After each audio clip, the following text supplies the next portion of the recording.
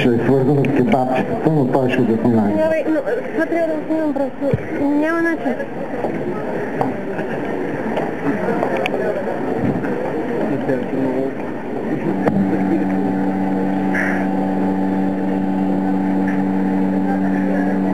Би трябвало да е шума от главите ви, ще ви моля да го намалите постепенно.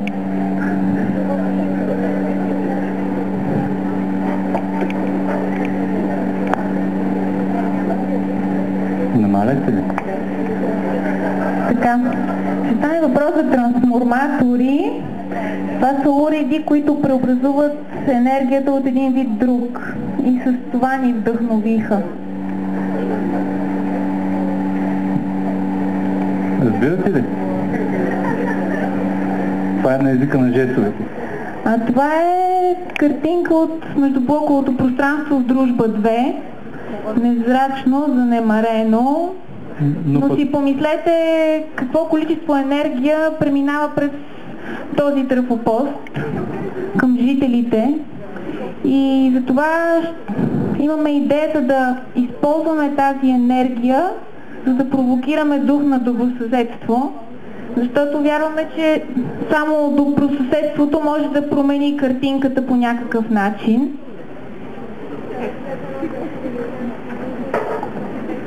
Хората са щастливи.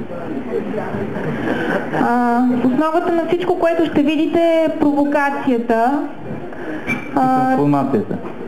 Да, провокацията трансформира. И трансформацията провокира. И с примерите от Дружба 2 ще ви предложим провокации, които сближават хората. Значи това е един трансформатор Барборко. Той се включва когато на него му скимне или когато някой мине покрай него в точно определено време, за да не пречи на жителите на града. Издава нечленоразделни звуци, пее, само не танцува.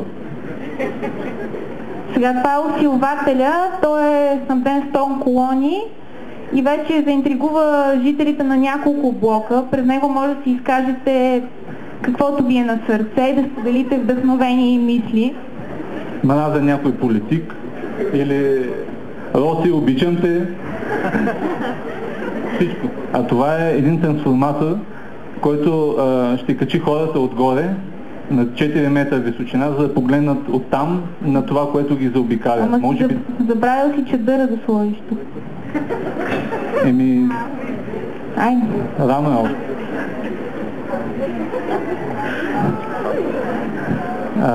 Опа, няма звук. Няма звук. Нищо, представете си го на една от фасадите на трансформатора, събрали се съседите. И Господ е българин. И Господ е българин, и викат, и са един до друг, да. Това всичко се прожектира на стената на трафопоста, а на тази стена има нещо, което не е толкова красиво, но за сметка на това, на мястото пред нея, което е достатъчно, всички съселени там в квартала могат да си разчистят сметките на организирани борби и от залаганията може да сътворим някой друг трафопост като този.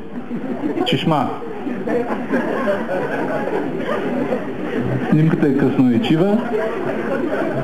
Ако сте се забрали да си измиете зъбите, там може да го направите по път към спирката. Или да побъбрите с приятели, да измиете... ето. Това е трансформатор All Inclusive. Това е щастието за всички хора в квартала. Майки, деца, младежи. Не се смейте, защото вие го използвате вече. Да, това е трансформатора HIT. Зареди тук своя GSM или Segway. Като идеята и с Дружба и този микрорайон да се предвижда с такива симпатични превозни средства от трафопост до трафопост. Няма проблем и да сте пили, може да използвате това нещо. Да, ето сега тук.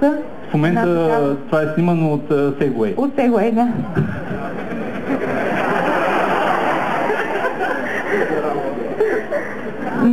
Обърнете внимание, трафопост има към всеки блок.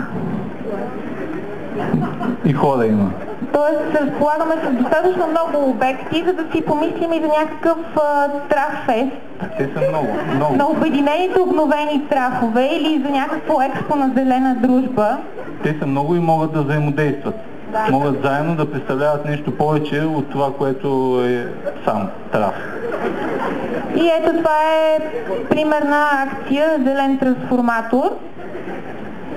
Използва се тревата на околоблоковите пространства, за да се облече с нова фасада. Забележете кучето. Покрива, на него се случват готини събития. Ето това са добрите съседи, които са се включили в окосяването и събирането на трева. Тези специално се състезават с косачки. Да. Там има достатъчно място и докато се състезават и косят и са щастливи. И са постигнали целта си, добросъседството. Сега няколко кратка информация за трафопоста. Това са технически помещения с габарити 6 на 9 или на 13 метра, височина 4. Някои от тях разполагат и с помещение, което би могло да се използва за магазин, инфопоинт. Дигнете ръцете. Дигнете ръцете бързо, имаме 20 секунди.